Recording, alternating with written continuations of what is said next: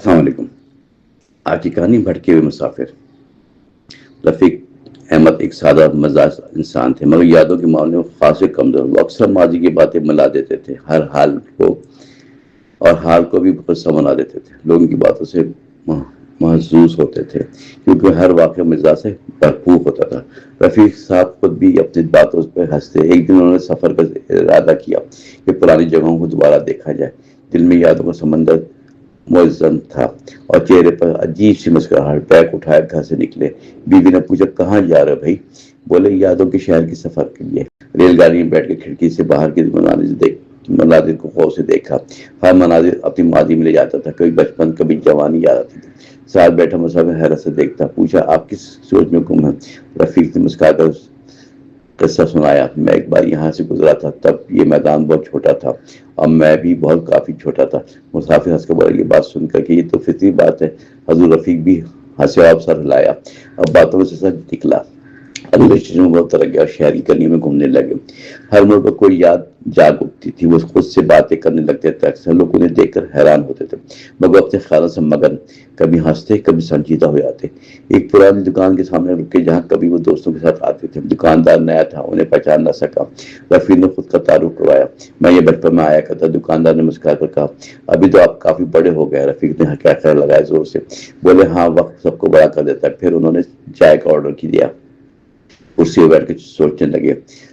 دوستوں کی محفل یاد آنے لگی، ہنسی کی آوازیں گونجنے لگی، آنکھوں میں ہلکی نمی بھی آ گئی۔ پھر خود کو سنبھالا، مسکرائی کہ یادیں یہ عجیب خزانہ ہوتی ہیں، کبھی ہنساتی ہیں، کبھی رلاتی ہیں، مگر دل کو ہمیشہ بھاتی ہی رہتی ہیں۔ انہوں نے چائے ختم کی، آرام سے اگلی منزل کی طرف روانہ ہوئے۔ سفر جاری رہا یادوں کے سہارے۔ ایک پارک میں جا کر بیٹھ گئے جہاں بچپن میں کھیلتے تھے اکثر۔ اب وہاں بچے کھیل رہے تھے خوشی سے۔ رفیق صاحب نے دیکھا، مسکرانے لگے۔ ایک بچہ ان کے پاس آیا، آپ یہاں اکیلے کیوں بیٹھے ہیں؟ رفیق صاحب نے کہا، پیار سے جواب دیا، میں اپنے پرانے ساتھیوں کو ڈھونڈ رہا ہوں جو کبھی یہاں میرے ساتھ کھیلتے تھے۔ بچہ ہنس کر بولا، وہ بھی بڑے ہو گئے ہوں گے، اب شاید کہیں اور کھیلتے ہوں گے۔ رفیق نے بھی ہنس کر کہا، سر ہلایا۔ بچے کے ساتھ تھوڑی دیر کھیلا، دل پھر سے بچپن میں لوٹ گیا۔ شام ہونے لگی تو اٹھ کھڑے ہوا، شہر کے پرانے دوستوں پر چل۔ ہر گلی میں ایک کہانی سنائی دیتی تھی، ہر دیوار کوئی راز چھپاتی تھی۔ رفیق صاحب نے ان سب محسوس کیا اور دل میں خوشی اور احساس بڑھا کہ ماضی ابھی بھی زندہ ہے اندر۔